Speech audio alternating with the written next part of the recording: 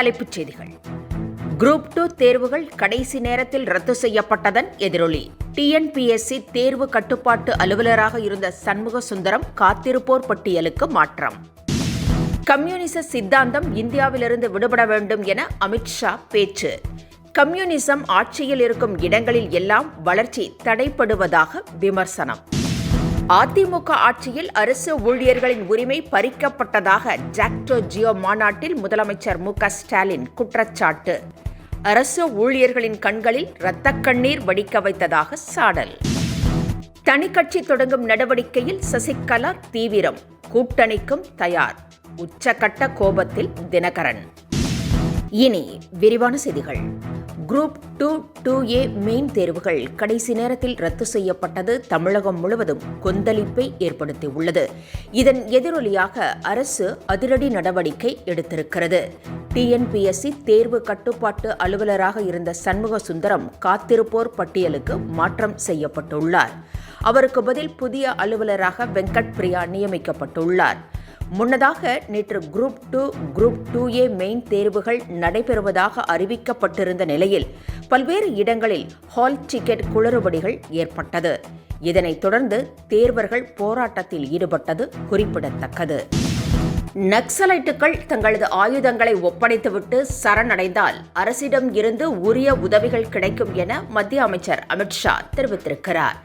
கம்யூனிஸ்டுகள் எங்கெல்லாம் ஆட்சியில் இருந்தார்களோ அங்கெல்லாம் வளர்ச்சியை கொண்டுவர முடியவில்லை என அவர் குற்றம் சாட்டியுள்ளார். கம்யூனிச சித்தாந்தம் அழிவை குறிக்கும் ஒரு சித்தாந்தம் என்றும், எனவே அழிவுகரமான கம்யூனிச சித்தாந்தத்தில் இருந்து இந்தியா விடுபட வேண்டும் என்றும் அமித்ஷா தெரிவித்திருக்கிறார். அதிமுக ஆட்சியில் அரசு ஊழியர்களின் உரிமைகள் பறிக்கப்பட்டதாக ஜாக்டோ ஜியோ நன்றி அறிவிப்பு மாநாட்டில் முதலமைச்சர் மு.க.ஸ்டாலின் குற்றம் சாட்டியுள்ளார். தமிழக மக்களின் எண்ணங்களுக்கு எதிராக கூட்டணி அமைத்துள்ள அதிமுக எப்படி அரசு ஊழியர்களின் நலனில் கவனம் செலுத்தும் என்றும் அவர் கேள்வி எழுப்பியிருக்கிறார். மேலும் வியர்வை துளி சிந்திய அரசு ஊழியர்களின் கண்களில் இரத்த கண்ணீர் வரவழைத்த கட்சிதான் அதிமுக என்றும் சாடியிருக்கிறார். இம்முறை சட்டப்பேரவைத் தேர்தலில் தனித்து களமிறங்க முடிவு செய்துள்ள சசிகலா விரைவில் தனிக்கட்சி தொடங்க இருப்பதாகவும் தகவல் வெளியாகியுள்ளது. மேலும் அவர் தமிழக வெற்றிக் கழகம் உள்ளிட்ட கட்சிகளுடன் கூட்டணி வைக்கும் முயற்சியிலும் தீவிரமாக ஈடுபட்டுள்ளாராம். இதனால் தினகரன் உச்சகட்ட கோபத்தில் இருப்பதாக தெரிகிறது. திமுகவும் முஸ்லிம்களும் ஒன்றாக இருக்க வேண்டும் என்றும், மேலும் உயர்ந்து சங்கிகளை கதறவிட வேண்டும் என்றும் துணை முதலமைச்சர் உதயநிதி ஸ்டாலின் தெரிவித்திருக்கிறார்.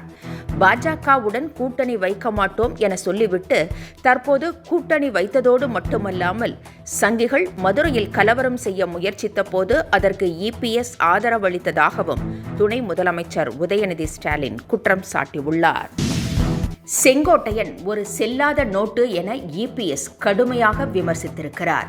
செல்லாத நோட்டுக்கு என்ன மதிப்பு இருக்கிறதோ அதே மரியாதைதான் செங்கோட்டையனுக்கும் இருக்கும் என்று அவர் கூறியுள்ளார்.